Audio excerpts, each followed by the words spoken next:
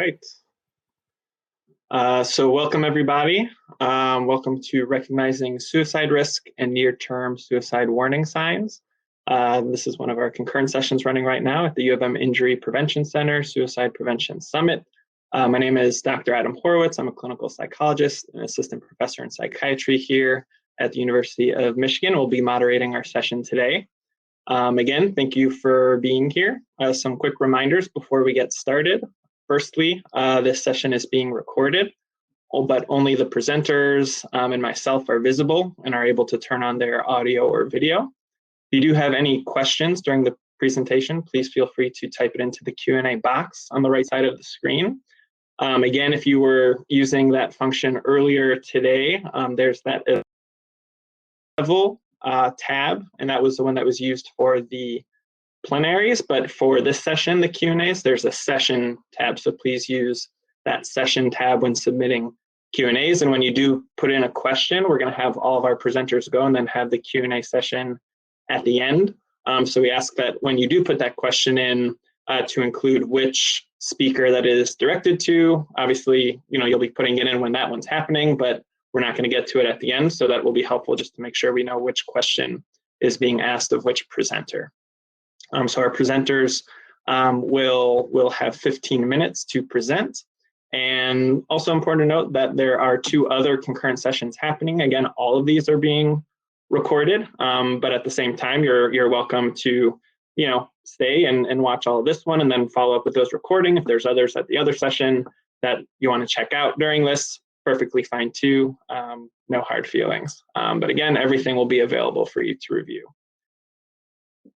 Okay, so I'd like for you all to introduce all of our speakers at once right now so that there's no interruptions in the flow of the presentations.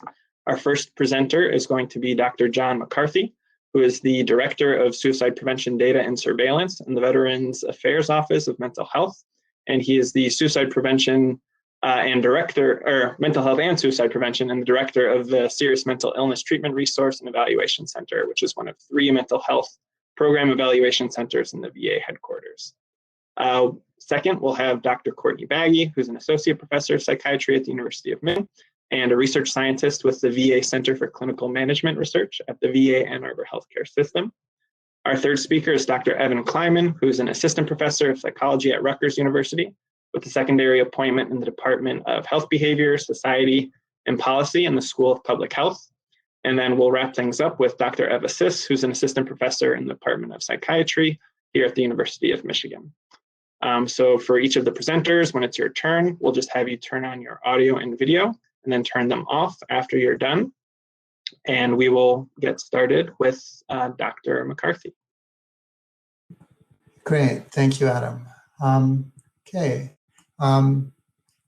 Appreciate the chance to present. I'm happy to tell the story of work over more than a decade in VA to understand suicide.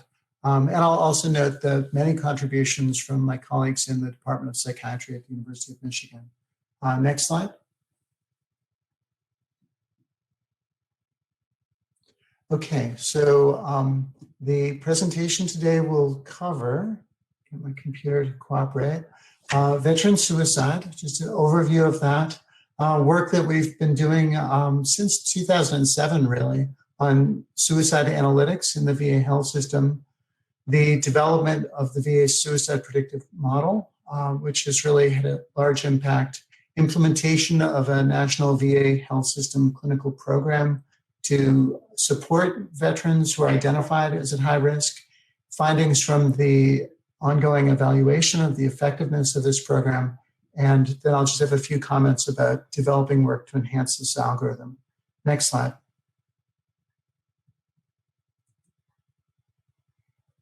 Okay, so we began this work in 2007, 2008, and at that time, there was really incomplete information around veteran suicide. It was a matter of huge concern. It was in the media quite a bit. Congress was actively engaged, and the information was incomplete, as I mentioned. So the VA serves a patient population that has many risk factors for suicide. VA patients are predominantly male, older, substantial medical morbidities, high prevalence of mental health conditions. And yet, before this work began, there was really very little information available. And health systems in general, especially at that time, had not conducted suicide surveillance for their patient populations. Next slide. Just in case people are not familiar with the VA health system, it's the largest integrated health system in the US. It's very mission focused, public, and able to change. And it's committed to serving veterans from separation from the military through the rest of their lives. Next slide. And again, when we began this work, the literature was limited to specific cohorts of veterans, combat theater veterans, and we weren't seeing differences for veterans who'd served in combat areas. However, the literature did tell us that individuals who had combat trauma or diagnosed with PTSD were at increased risk for suicide.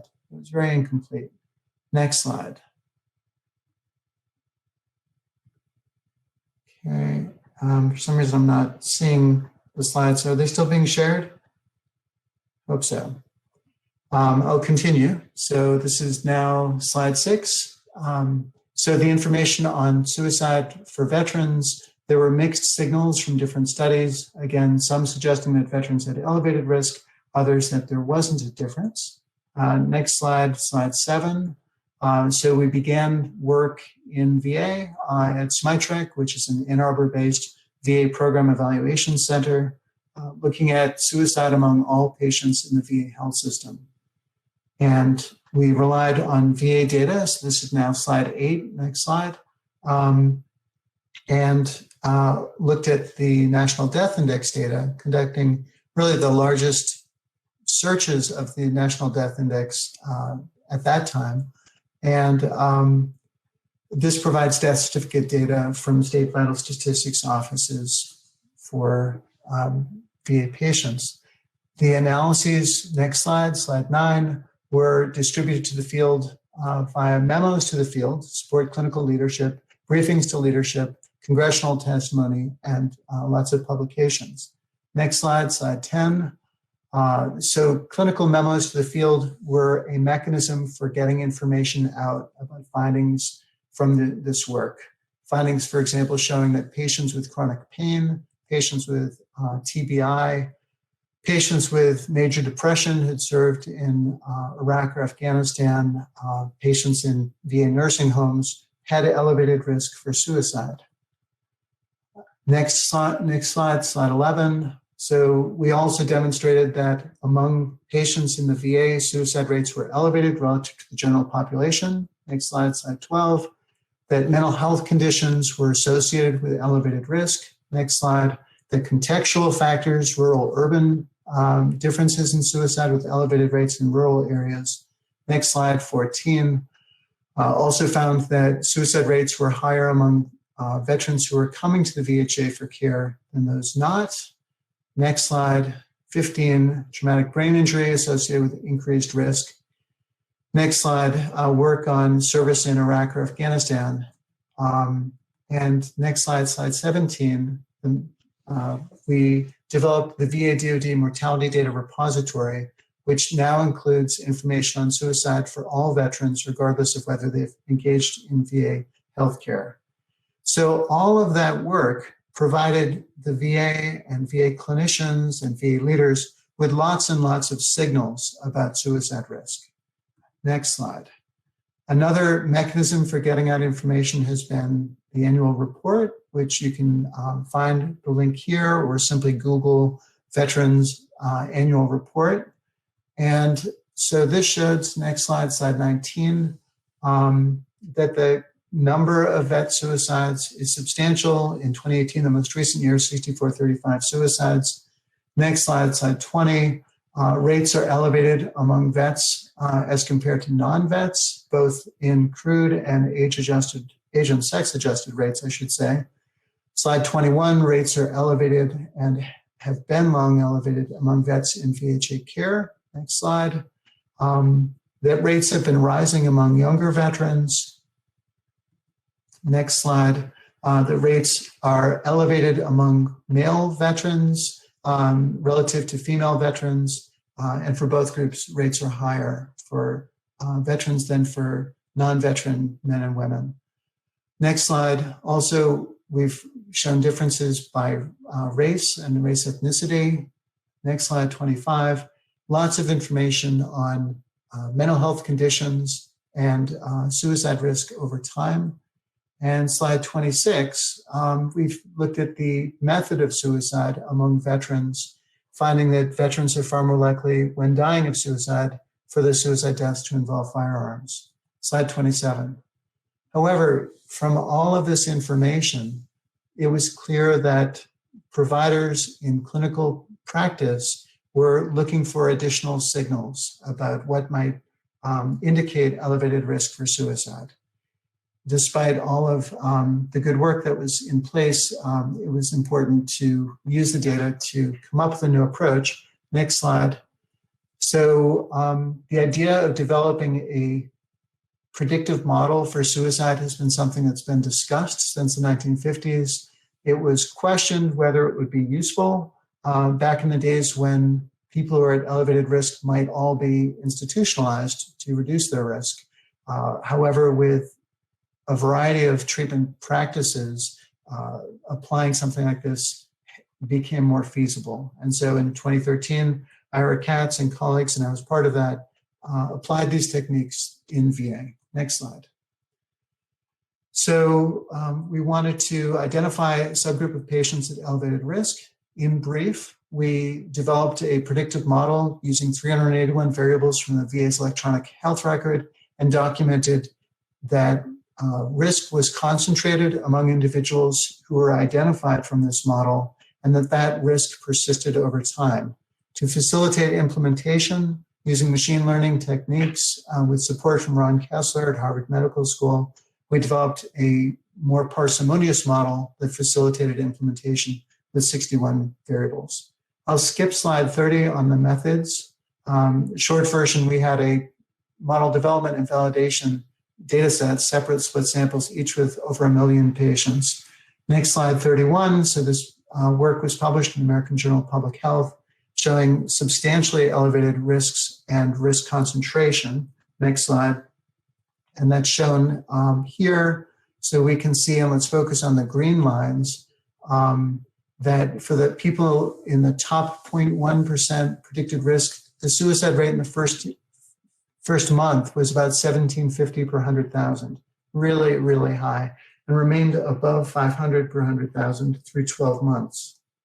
And risk concentration, which is basically suicides relative to what we would expect if suicide were randomly distributed, was substantially high, 40 times greater in the first month for this prediction cohort. Next slide. However, we recognize that addressing suicide in the top 0.1% will not reduce or not eliminate veteran suicide. Through the first month, they account for 4.3% of suicides in VA patients, and over 12 months, 1.6%. Next slide. Okay, sorry, let me just keep going. So VA rolled out so this is now slide 40, a predictive model, and using these techniques as developed by Ron Kessler. Next slide, slide 41, including many variables, some somewhat idiosyncratic based on the data. Next slide. The program has been rolled out. It's called REACH-VET, Recovery Engagement and Coordination for Health. Again, it's identifying patients who at their facilities are in the top 0.1% of predicted risk.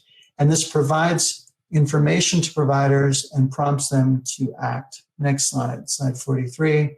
So coordinators receive information from us each month about patients who are identified as at high risk. They'll coordinate with providers who will reevaluate care and conduct outreach with veterans as needed. Next slide.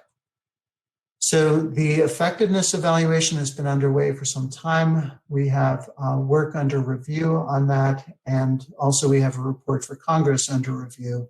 The basic framework was that implementation would be associated with enhanced treatment engagement, care processes, services utilization, and hopefully improved outcomes in terms of mortality and suicide attempts. Next slide. So that work is moving forward using a triple difference design. Results are anticipated quite soon. And I can say that we are seeing positive signals in terms of mental health engagement and utilization, reductions in acute care episodes and suicide attempts. Next slide. So the short version from all of this work over a long period of time, VA has provided a lot of new information to support veteran suicide prevention.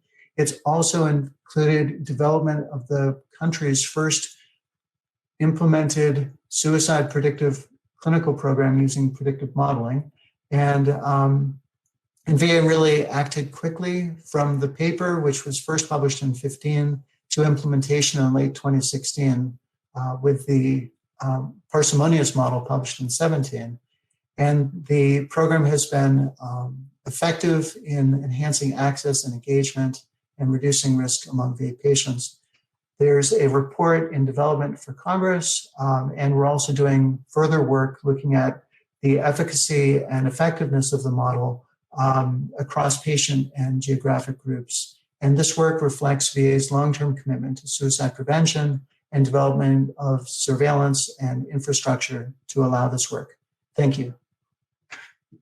And this would be the last slide. Sorry if I didn't prompt you to click forward future slides. I know I'm out of time, so I'll stop there. Thank you.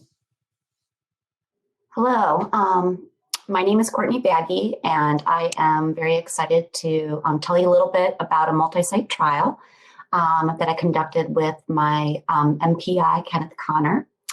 And I also acknowledge Andrew Littlefield, who helped with the analyses for this presentation.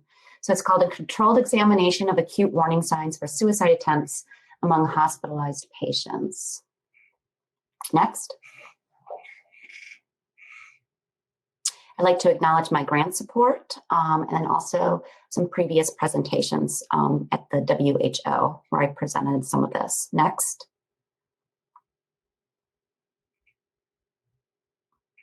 Okay, so according to the National Action Alliance for Suicide Prevention, really a top priority is to predict risk in the near term.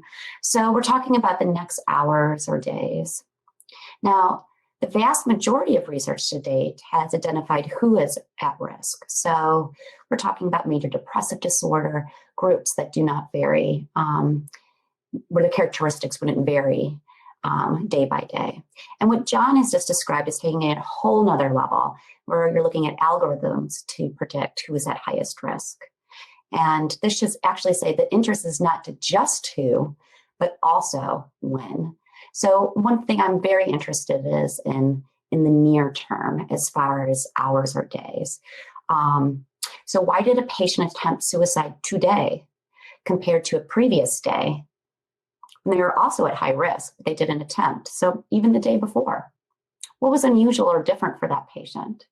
And I would say controlled research, so within person research on near-term risk for a suicide attempt is very sparse. Next slide. Okay, so what are these warning signs? In 2006, there was an expert panel that convened to put out a list of potential warning signs for suicide attempts, things that would vary from hours to days. Included was heightened suicidality, so communicating about death, dying, and suicide, things like seeking means for the attempt, other behaviors, increases in substance use, other risky behaviors, withdrawing from others, changes in sleep, and nightmares. They also talked about different affective and cognitive states. And one of the things that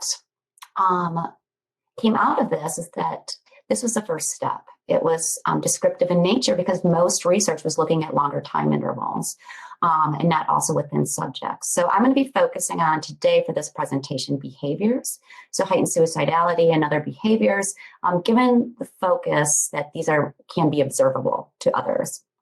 Next. Okay, let me use alcohol as an example. So alcohol involvement is one of the main risk factors for suicidal behavior. And there's two dimensions. One is chronic, so alcohol use disorders, and one is acute. So we're talking about drinking at a specific time period, maybe in the 6 hours prior to an attempt. Both of those categories, meta-analyses show that they increase risk for a suicide attempt. But they're correlated and not identical constructs. So you can think about not everyone who drinks prior to an attempt has an alcohol use disorder and vice versa. There's also divergent proposed mechanisms. So for instance, alcohol use disorder can lead to an attempt theoretically through disruptions in social network, having a comorbid mood disorder.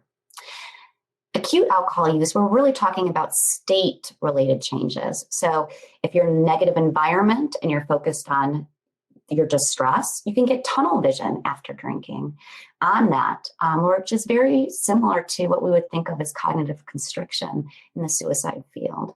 And that could lead to an attempt. Next slide. So the focus that I'm going to be looking at is when. So it's the acute alcohol use, the timing of the attempt. And in order to do this, we need a measure. So things that can vary day to day and a within-person design to see changes within a person. Next slide.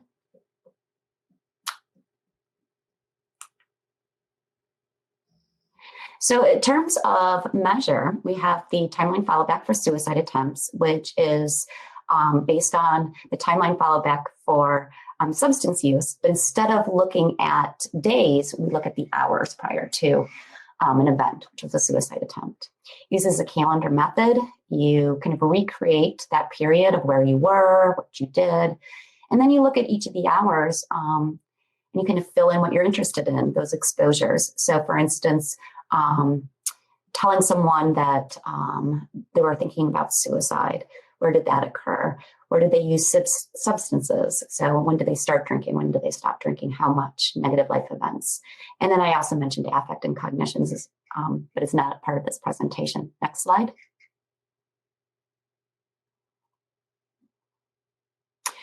Okay, the second thing we need is a within-person design. So lucky for us, we have the case crossover design, which is a within-subject design that was originally developed to look at near-term risk factors for a heart attack.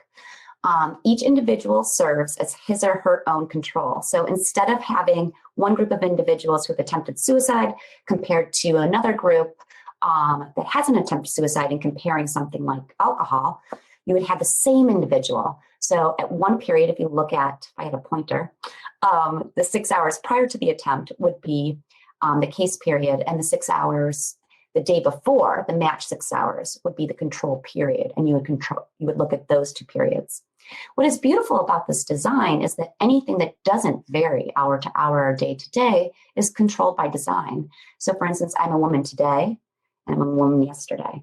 Same thing, if I have a history of some kind of diagnosis today and yesterday. So those things are controlled. Next slide. So here's just an example. This is, there's only been a handful of studies that have looked at medically attended suicide attempts using this design. This is individuals that were recruited within 72 hours of their attempt. And what this shows is that any use of alcohol, individuals were 6 times higher odds of attempting suicide soon after using that alcohol. And this is adjusted for other drugs, negative life events. And it's just an example so we can go on to the main study. Next slide. Okay, so the multi-site trial. We had 349 patients who recently attempted suicide. That's 2 civilian centers and then 3 veterans, Veteran Health Administration sites. And we used the timeline follow back for suicide attempts, again, focusing on the behaviors and events. I won't read through these, but these were these were the variables that we focused on. And if things are in italicized, that means that that wasn't part of the original list by the panel. And something that's important is that there was no interactions by veteran status, sex, age, or race, or ethnicity. So we're just going to be presenting them all in one group. Next slide.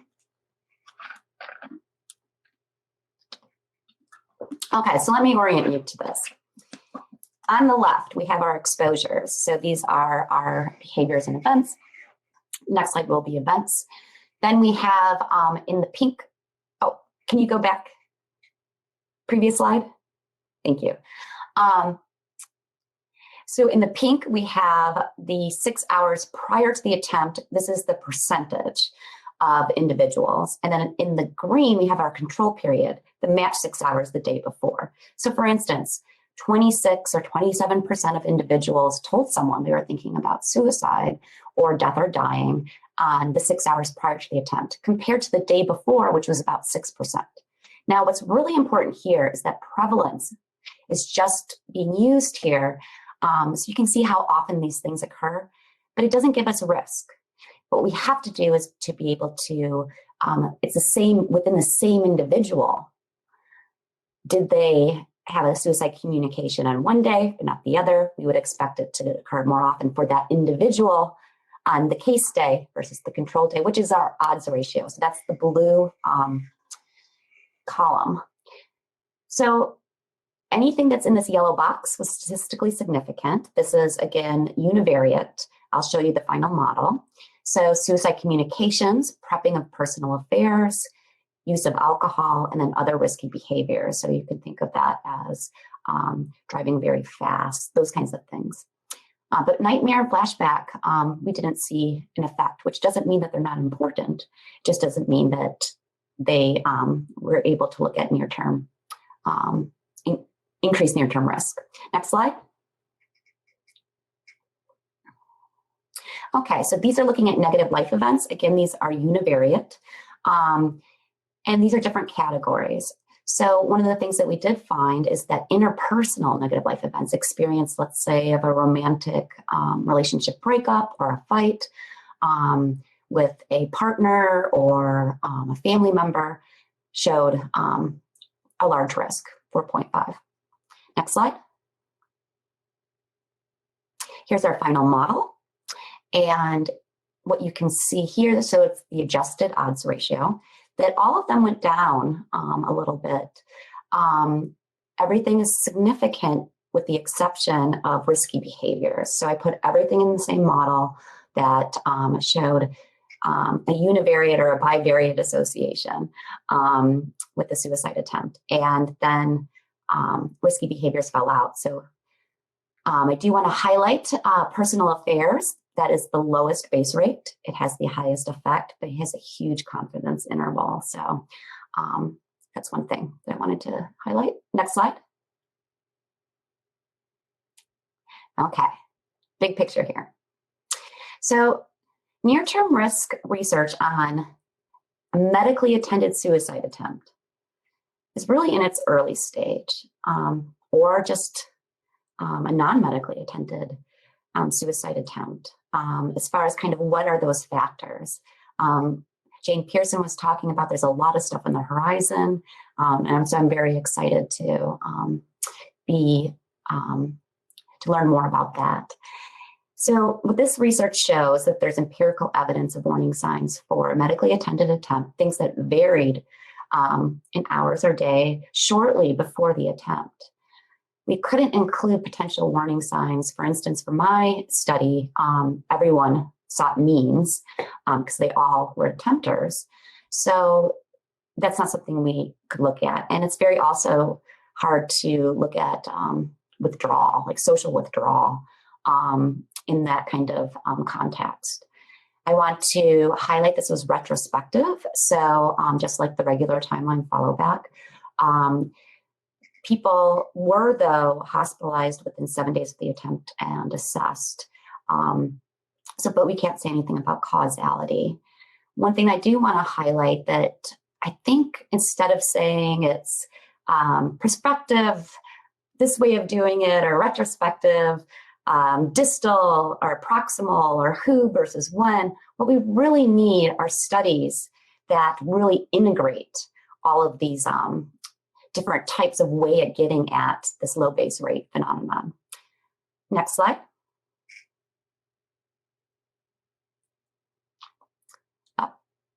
Next slide. Thank you.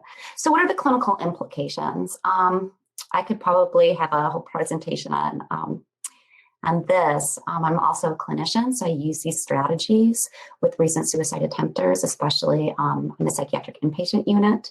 And so what I can say is that the hospital and clinical presentation after a suicide attempt is a teachable moment, where you can really provide psychoeducation, work with the patient to determine what these high-risk periods could be in the future and what was the chain that happened leading up to that suicide attempt for that particular individual. You can use that then to develop personalized distress coping plans to realize when these warning signs are occurring farther up in the chain.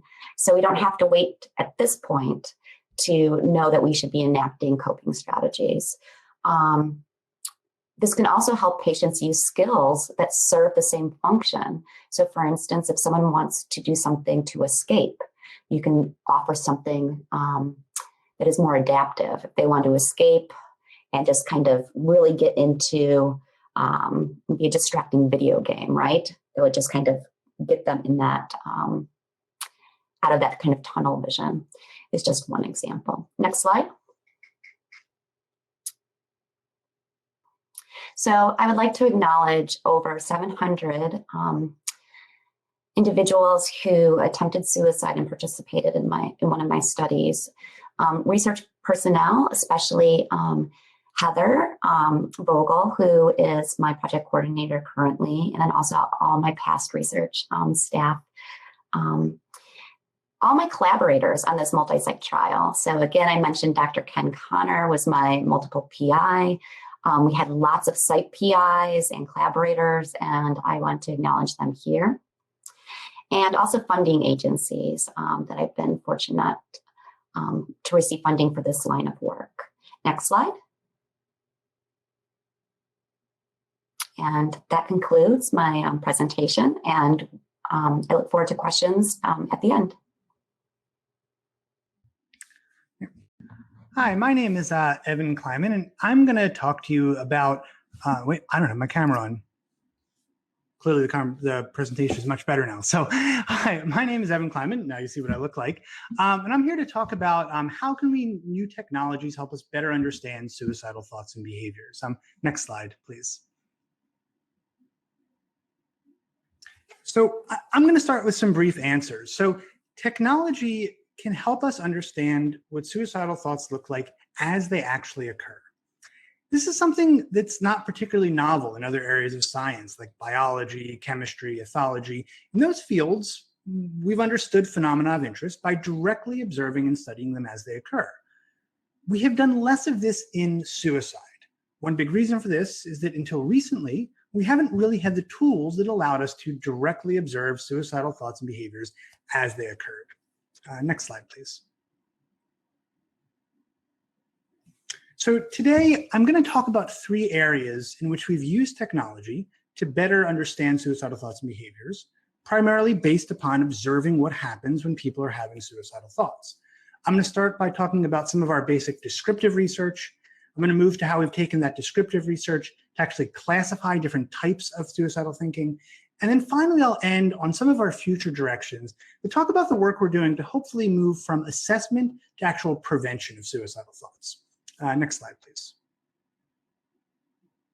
So I'm going to start with describing suicidal thoughts. Next slide. So our initial work tests this assumption that suicidal thoughts and behaviors should vary considerably over hours and minutes. Previously, studies that had only assessed suicidal thoughts once a week or once a month or once a year implicitly assumed that suicidal thinking doesn't vary much between those assessments. We wanted to test that assumption because if that assumption was correct, it would mean we were spending a lot of time and money doing research that wasn't actually telling us anything. So in order to do that, we did a set of studies. I'm going to present 2 of them to you here. One with a group of suicide attempters from the community, recruited online, another group of suicidal inpatients.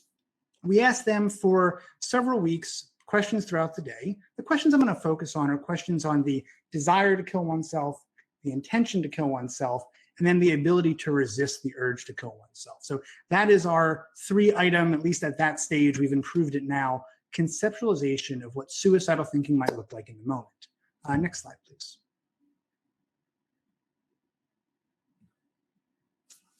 So what we see here on the right-hand side is a graph of several participants. Each rectangle is one participant, and what you see is their data throughout the study. When you look at this, you see that it's a pretty squiggly line, and that, of course, is a very scientific definition. What this tells us is that suicidal thinking, if we repeatedly ask people throughout the day, suicidal thinking changes quite a bit.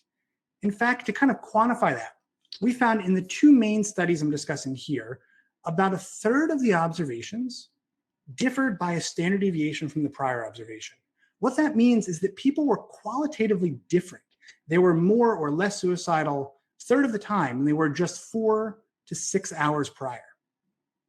Moreover, the interclass correlation was about 0.5. And so what that means is that although there are people who have more versus less suicidal thinking, about 50% of the story isn't about who is suicidal or who's more suicidal, but it's about how suicidal that person is at that very moment. Next slide, please. So this information tells us that suicidal thinking varies considerably, right, throughout the day, and it escalates quickly. And clinically then, this points to, beyond the validity of just studying stuff this way, it points to the importance of monitoring short-term risk and addressing this highly variable nature. This means that asking about suicidal thoughts once per week may not give you the full clinical picture. So this brought us to a new question then. If we see that suicidal thinking varies so much, and it looks like there is about 50% of the variability varies from person to person, can we somehow take this information and identify different types of suicidal thinking? So next slide, please. So let's talk a bit about why we should classify suicidal thoughts in the first place. Next slide. So clinically, we know that not all people who have suicidal thoughts are the same. You wouldn't treat every person that says, I'm thinking of killing myself the next year, compared to someone who says, I'm thinking of killing myself right now, as similar. And we know this clinically, but research doesn't mirror this reality. In fact, we often do studies comparing suicide ideators to non-ideators, and we lump everyone who's ever had suicidal thoughts together with people who've never had suicidal thoughts. Beyond not mirroring the clinical reality, other areas of research don't do this. For example, we don't treat all people who drink alcohol or use recreational drugs or diet or exercise the same way. So what we wanted to try to see was, by looking at people who had had suicidal thoughts, could we identify different subtypes of suicidal thinking? And so what we see here is that we wanted to try and capture sort of the, again, very scientific term, squiggliness of those lines. And we put in a bunch of features. So describing people's average severity of suicidal thinking, how much they varied around that average, how often they said they had some non-zero level of suicidal thoughts, and then what their most severe peak was.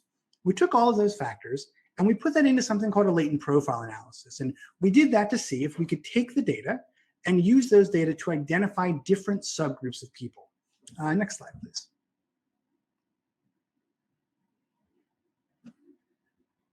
And so what you see here is that we could indeed identify subgroups of people.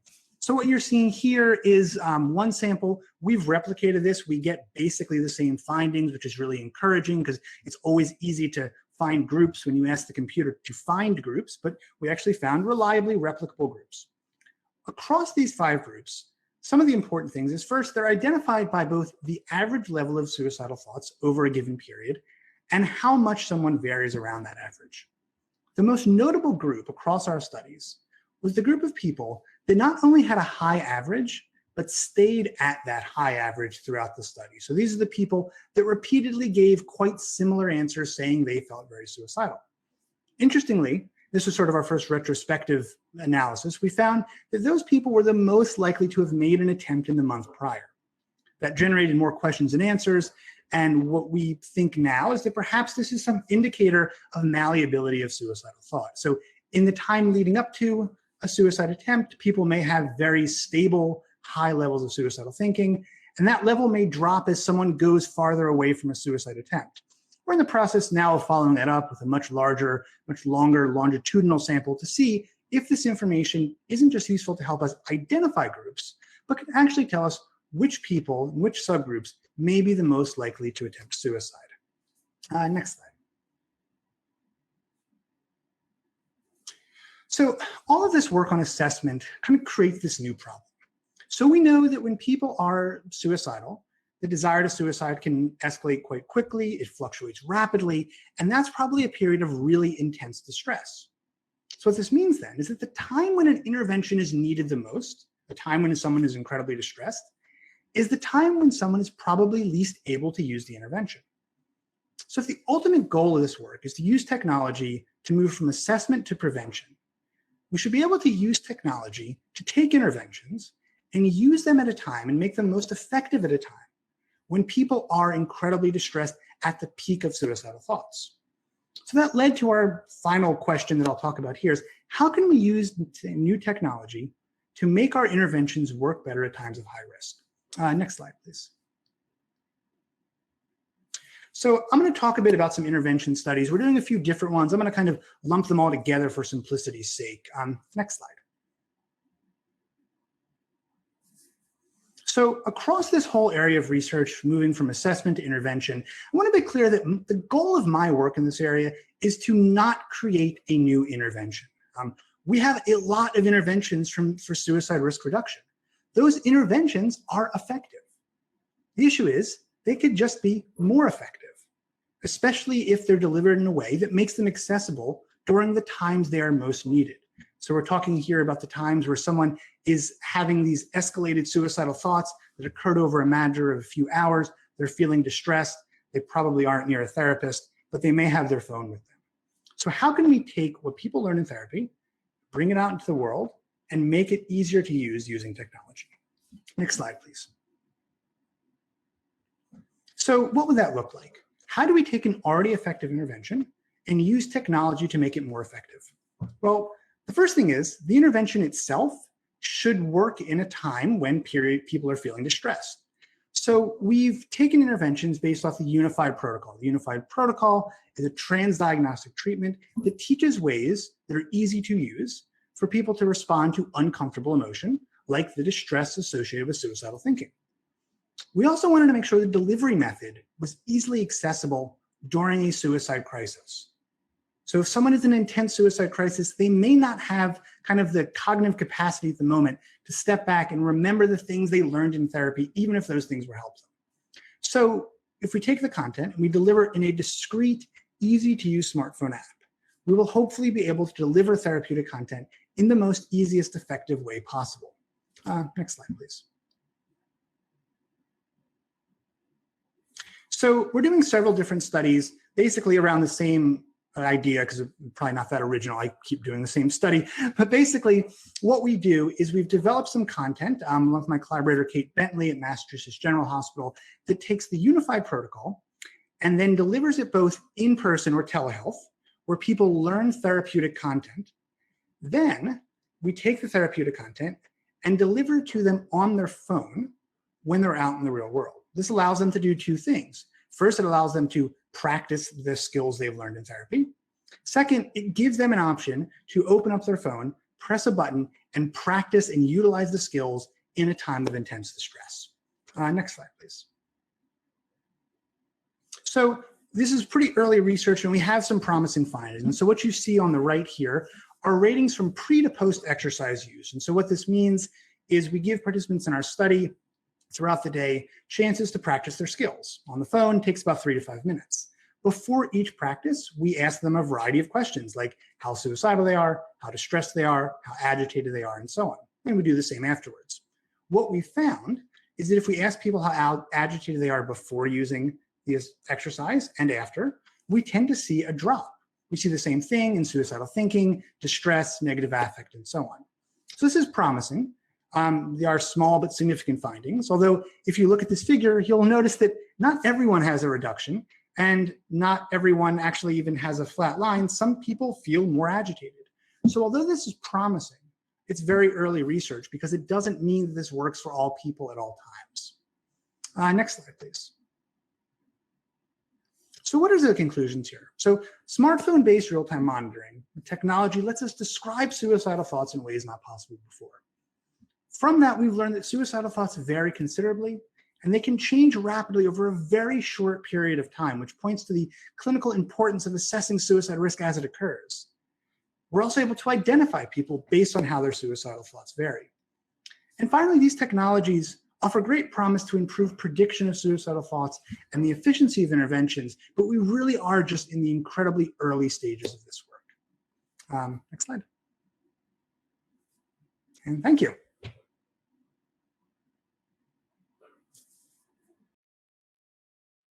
Okay, can you hear me? I think yes. All right. So hi everyone, my name is Eva Czyz, and today I will present findings from a couple of studies that were focusing on the utility or usefulness of daily surveys in identifying short-term suicide risk in adolescents, and then implications for developing interventions for this population. Next slide, please. So I first wanted to acknowledge my collaborators, too many people to list, and also adolescents and families who participated in this work, as well as the funding sources that made this research possible. And this includes the American Foundation for Suicide Prevention, NIMH, and also the Michigan Institute for Clinical Health Research. Next slide, please. So to provide a little bit of background for the motivation for this work, it's important to mention, and many of you may already be familiar with these statistics, is that youth suicide has been on the rise in recent years. And in parallel to that, there's also been an increase in psychiatric hospitalizations and ED visits for suicide risk-related concerns. And the research that I'll be presenting focuses specifically on the psychiatrically hospitalized youth who represent an especially high-risk group. There's also a notable heterogeneity in post-discharge functioning that has implications for intervention delivery for this population. For example, a significant proportion of hospitalized youth, but not all youth, attempt suicide within weeks after discharge. And discharge adolescents also experience different levels of suicide ideation chronicity or severity relative to other discharge adolescents. So we see quite a bit of variation there. And additionally, adolescents experience day-to-day fluctuations in thoughts of suicide relative to their own typical levels of ideation experience in the post-discharge period. So because of this heterogeneity, we would argue that intervention should ideally be personalized to more flexibly meet different and changing treatment needs of adolescents at risk for suicide. And of course, this mirrors how we think about interventions clinically. So to this end, an adaptive intervention, which is what I'll talk a little bit next, is a type of intervention design that uses empirically based guidelines for delivering tailored treatment. And in terms of just thinking about it practically, it specifies, and adaptive intervention can specify if, when, how, and for whom interventions should be delivered or how they should be adjusted at critical points in time. Next slide, please. So here are two kind of hypothetical examples of adaptive interventions that are very loosely based on some of our previous work, and they're just meant to kind of show an example of what an adaptive intervention could look like after hospitalization. So in the top example, let's assume that we provided initial interventions, such as a safety planning intervention during hospitalization, and then we're using daily surveys to monitor adolescents after discharge, and we're collecting different kinds of information about their functioning. And then at the end of the first week or at the end of the second week, depending on our intervention design, we might like to know who should be provided with more intensive versus less intensive intervention options. So adolescents who are responders, meaning their data from daily surveys is suggesting that they're not likely to experience a suicidal crisis in the next weeks, might receive a less intensive form of intervention, for example, some less intensive booster calls.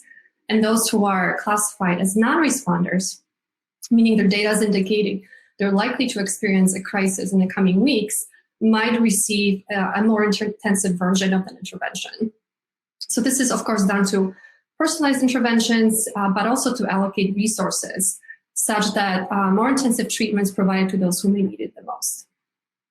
And in an adaptive intervention, this indicator of response or non-response, which is the red circle in our examples, is called a tailoring variable. A tailoring variable is based on ongoing information, such as information that we can collect with daily surveys, to determine the next intervention option. So in our example, more or less intensive follow-up phone calls.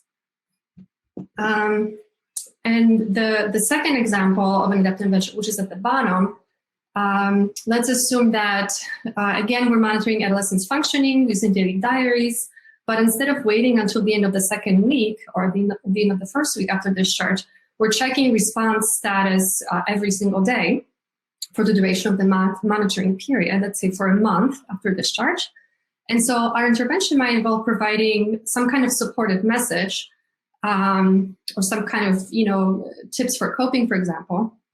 If the daily surveys indicate a likelihood of non-response, which in our case we could define as presence of next day suicidal ideation. So in this example, if non-response is flagged each day of monitoring, which is kind of that red circle again, we might provide a supportive message that day. And if non-response is not flagged, then we might not provide a message, or we might do kind of a more lower tier intervention. So the key question is whether or not daily surveys can be useful in identifying such tailoring variables and thus be used to guide the delivery of adaptive interventions. Next slide, please. So how does this sort of tie back to the issue of identifying short-term risk? There's a growing use of ecological momentary assessment studies and daily surveys in suicide prevention, and these methods use repeated assessments of experiences in natural environment. We would say that these methods are very promising in terms of measuring dynamic information in daily life, and as a result could be promising in terms of identifying promising tailoring variables for adaptive interventions. Because daily surveys are administered repeatedly in everyday life, a non-response, or in other words, an early sign of a crisis, can potentially be detected in a timely manner, which is important of course, in the context of suicide prevention and delivering suicide-specific interventions. Next slide, please.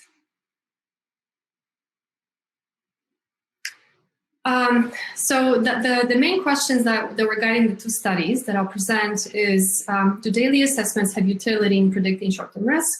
And can they be used in defining tailoring variables or those indication of response and response that will guide the delivery of adaptive interventions? So to begin answering this question, we conducted two studies, which you can tell they're rather small. So this work is fairly exploratory. These were two separate samples of adolescents who were recently hospitalized for suicide risk and who then were followed with daily surveys for a month after discharge. In both studies, we collected a number of predictors related to suicide risk, so things like hopelessness, suicide ideation, burdensomeness, agitation, self-efficacy, and others. And these variables were assessed every day for 4 weeks after discharge. In the study that's on the left-hand side, study 1, we are interested in learning if data from daily surveys that's obtained over the first 2 weeks after discharge can be useful or aggregate in such a way that we could predict an occurrence of a suicidal crisis in the subsequent weeks. And suicidal crisis here was defined as a suicide attempt or a visit to an ED for suicide risk. So we aggregated data over the first 2 weeks post-discharge, creating a number of features based on the different variables, mean and variance. So each variable, things like hopelessness, self-efficacy, burdensomeness, for each we created 2 features, a mean and a variance. And then our question was if we could aggregate that data in such a way that we could predict a suicidal crisis occurring in the subsequent 2 weeks. I'll show this in a little bit. We used a 3-step process based on a series of ROC curve analyses to arrive at a prediction rule that would flag someone as being at risk for suicidal crisis with reasonable predictive accuracy, which we defined as area under the curve at least 0.80.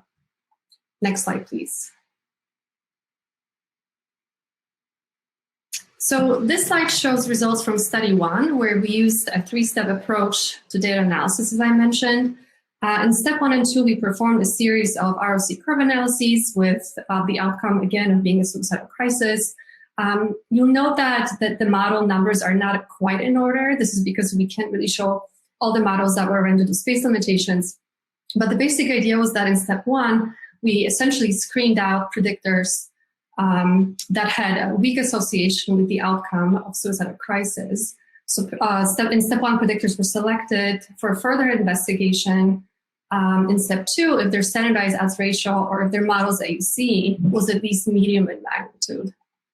And then in step 2, we examined different combinations of these pre-selected predictors, the predictors that quote unquote made it into model 2 or step 2, in a series of additional ROC curve analyses. And the goal was to identify a model that would be useful in terms of effect size. So an AUC of at least 0.80 that would identify the outcome of a suicidal crisis.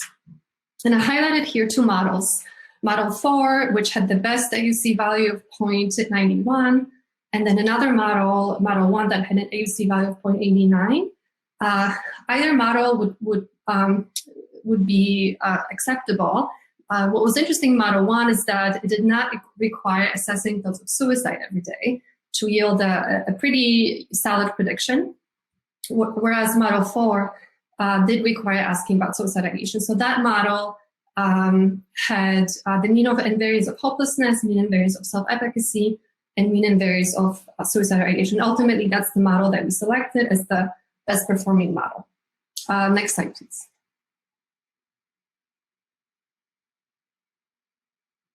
So here in step 3, we see a prediction rule, which is circled in red in the table on the left. That's based on the best performing model we selected in step 2, so model 4. And we can see that based on a combination of our predictors from model 4, the resulting predicted probability of at least 0.46 would result in flagging a person as being at risk for experiencing the outcome of a suicidal crisis after discharge. And then thinking back to our hypothetical adaptive intervention example from the previous slides, which we show here again on the right-hand side, we might use this prediction rule to essentially flag someone as a non-responder at the end of the 2 weeks of monitoring to decide what intervention intensity they would need next. So should they get more intensive booster phone calls, for example, or less intensive booster phone calls, depending on whether or not they were flagged as a responder or non-responder, using that prediction rule. Next slide, please. And in the second study, again, we're doing daily monitoring every day for 4 weeks with adolescents. It's a bit of a larger study, relatively speaking, of course. We were interested in learning if daily data can be useful in predicting an occurrence of suicidal ideation on a subsequent day. So in study 2, we obtained, again, we have a number of predictors that we collected, and then each of these predictors we translated into different features. So we use time-varying features in this case because we're predicting next day ideation. And we used within-person mean that was time-varying up to any given point in time, and also within-person change up to any given point in time. And we also considered a more simple model in the form of just a simple previous day score for each variable, which is a little bit easier to process. And then each of these models, for each of these models, predictors were entered into a multi-level CART model to create a decision rule that would be used to identify response, non-response, status indicating next day ideation. And again, we defined a reasonable accuracy, predictive accuracy being of AUC of at least 0.80. Next slide, please.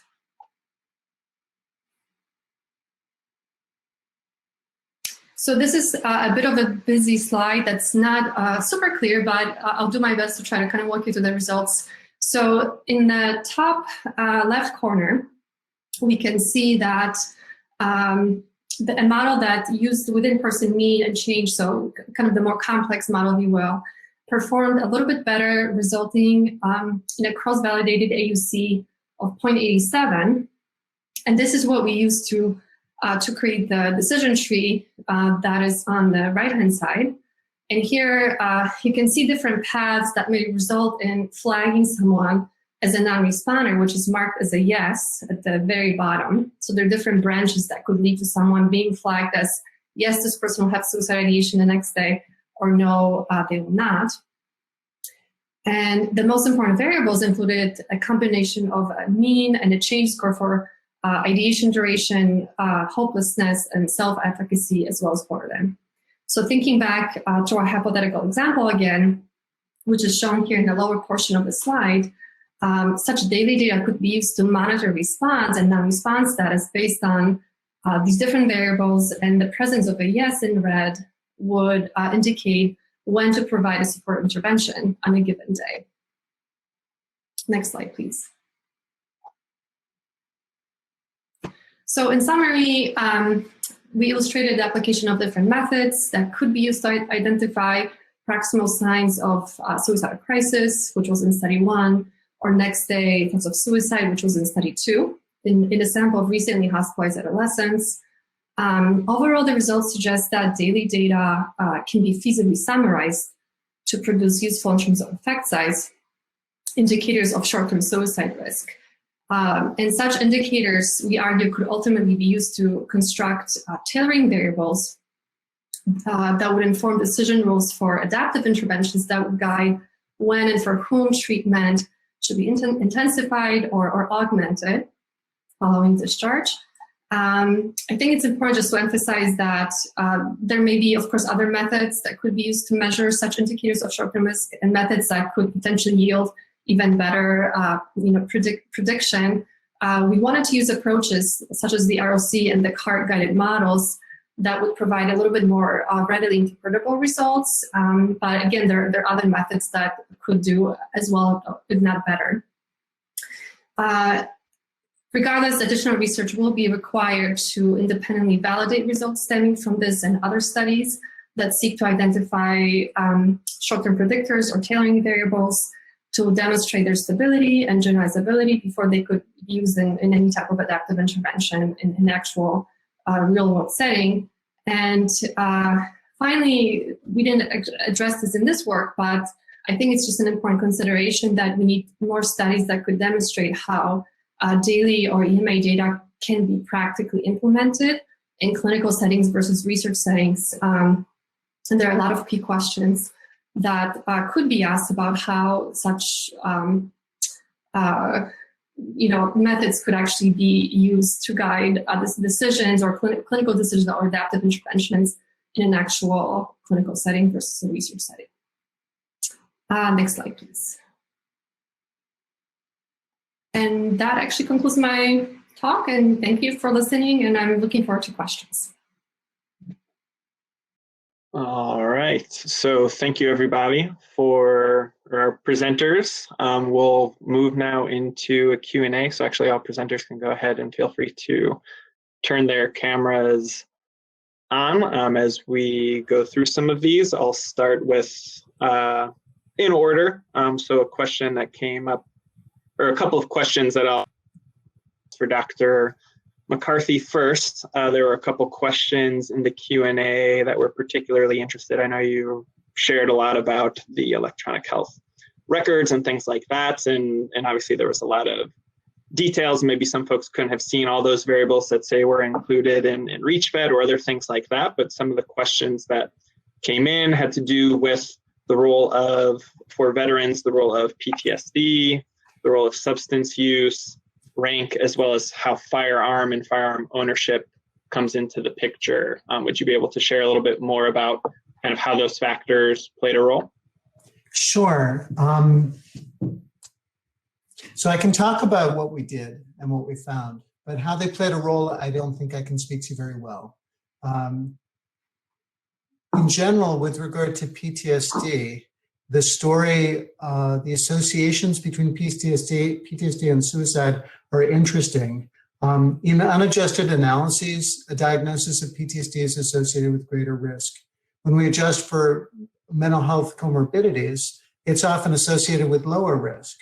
And we've done a couple of analyses on that.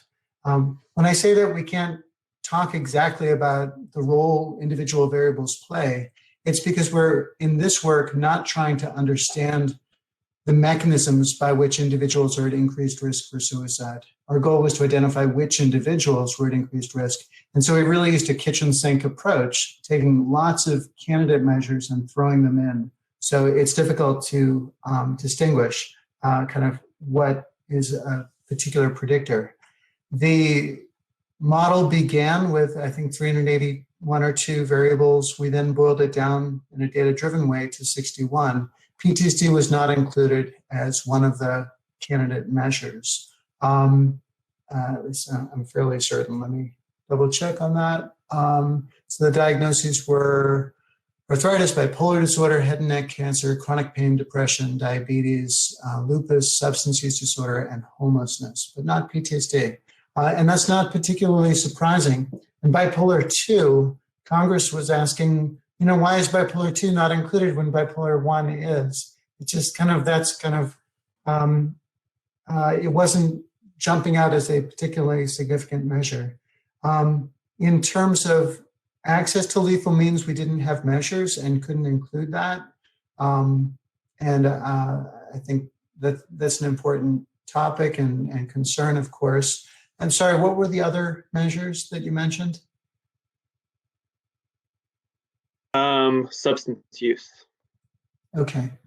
Yeah, so certainly we looked at that, and that was one of the variables that was included in the model, again, in a very data-driven way. I hope that answers the question. Yeah, thank you. And again, I had hodgepodged a couple different ones, so my apologies for not being as potentially direct. Thank you, Dr. Bagge. The next question is for you.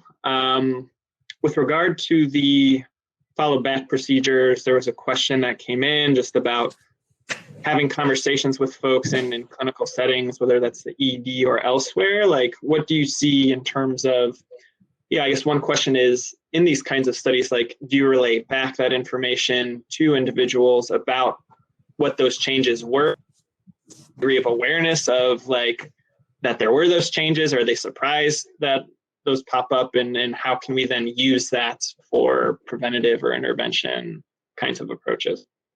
Yeah, thank you. And thank you to the audience member for their questions. So right now, the research that I presented was completely assessment. So it wasn't that we told them that we were looking at these periods, we would go through the whole 48 hours. And so we wouldn't say this is a warning sign for you, but clinically what I've done, so like I said, I've used these procedures, is based on people's feedback. They kept on telling me, my patients, the research participants kept on telling me that this should be an intervention. And I'm like, you just said you hated this like 5 minutes ago, that there's so many questions. But what they did, they got to experience that distress that Evan was talking about, and Eva, in a safe environment, right? So they went through their attempt, got to experience that. And I think I did a pilot study for like 100 of those individuals and asked them, how this experience was for them, just the assessment. And they said, like 75% of them said, I thought about triggers I made, which is not one of the questions. And I was really surprised by that. So I'm actually working on that to be an intervention more, which is similar to chain analysis, but it's really integrating the warning signs and helping them have some different kinds of understanding about how those risky periods. So hopefully that will be a next step. So.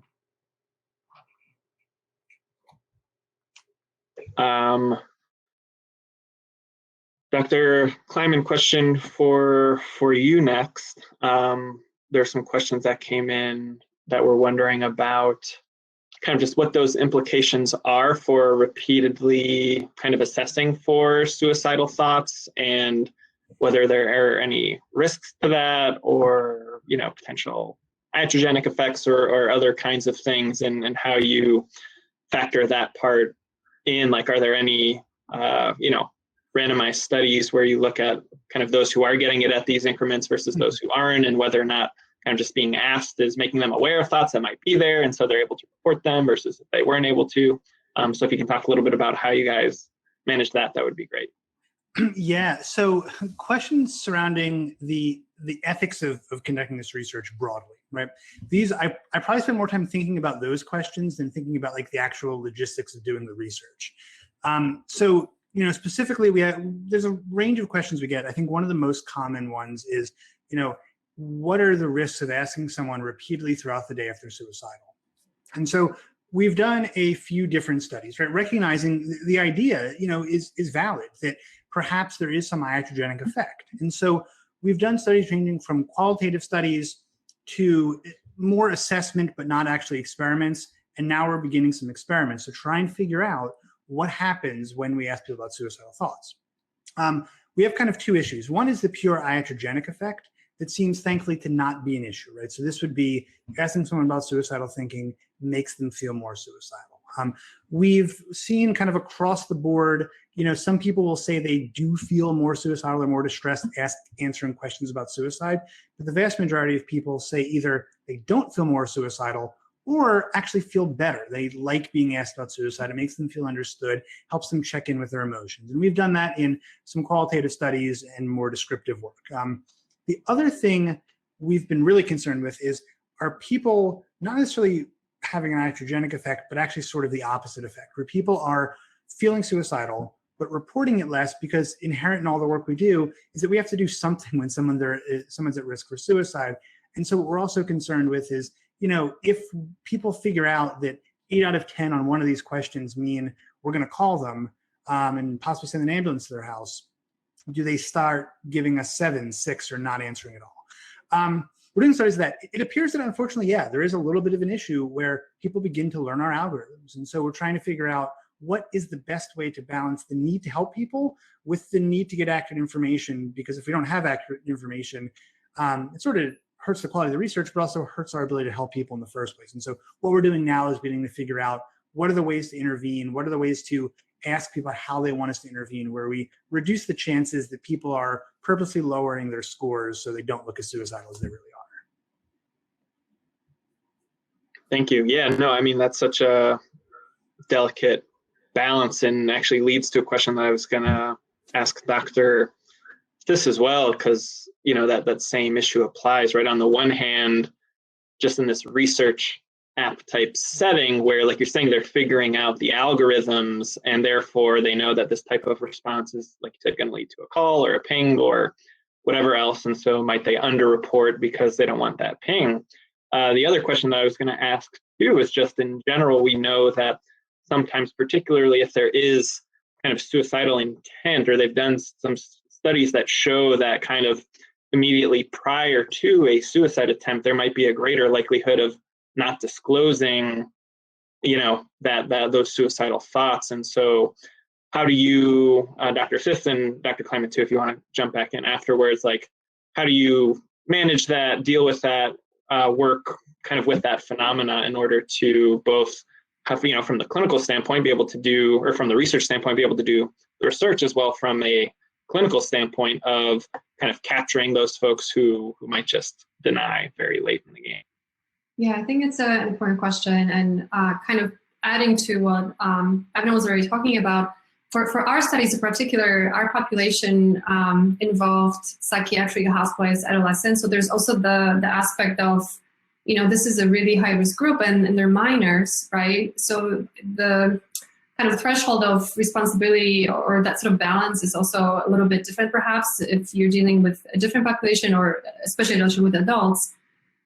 In our studies, we had two levels of risk, if you will. We were expecting that youth would experience thoughts of suicide after discharge because that's sort of what's occurring.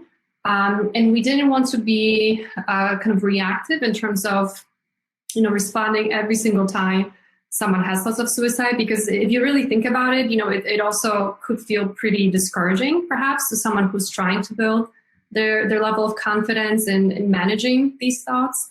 Right, so if someone discloses of suicide, there would be an automated prompt encouraging adolescents to seek support and provide resources. However, that threshold rose to a level that that person is intending or planning suicide, or they actually attempted suicide that day, then that would result in a phone call to the youth and to the parents to check in. The person doing the call was a master's level person who could safety plan on the phone call, who could provide some recommendations. There was a licensed clinician who would supervise the master's level person. So as you can see, that was a pretty elaborate infrastructure, and it's pretty resource intensive. But I would say that we didn't actually have that many instances where we had a lot of instances of thoughts of suicide being disclosed, but not reaching quite that level of a phone call.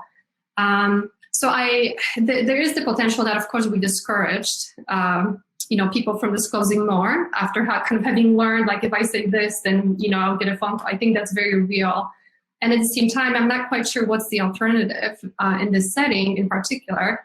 One thing that I'll just say very quickly is that the models that I was showing, it's really interesting because, thoughts of suicide were, one of the top variables that differentiated who's going to have thoughts of suicide the next day. So I think an interesting question for researchers, can we develop accurate models of predicting a crisis without having to ask about suicide, because someone could actually deny it or maybe not even experience it until, moments before. So I think that's, something that we could work on as a field. Yeah, thank you. Thank you. And thank you all for this really interesting and just really important presentation on these new avenues, these new strategies and techniques, ways that we might be able to harness a lot of the new information and technologies around us to have a real novel approach for how to reduce suicide and reach people in those moments when they're not in the hospital or in a therapy session, but in real life, and be able to get that access. And thank you all who attended today's session. Again, all of these sessions are being recorded and will be available on the website. You'll all be receiving an evaluation in the next few days. So we encourage you all to fill it out and help us to continue to grow and improve this event for future years.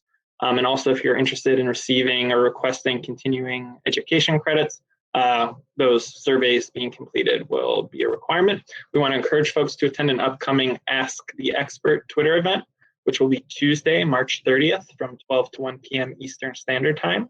And we will be reviewing some of the questions that were asked during today's event.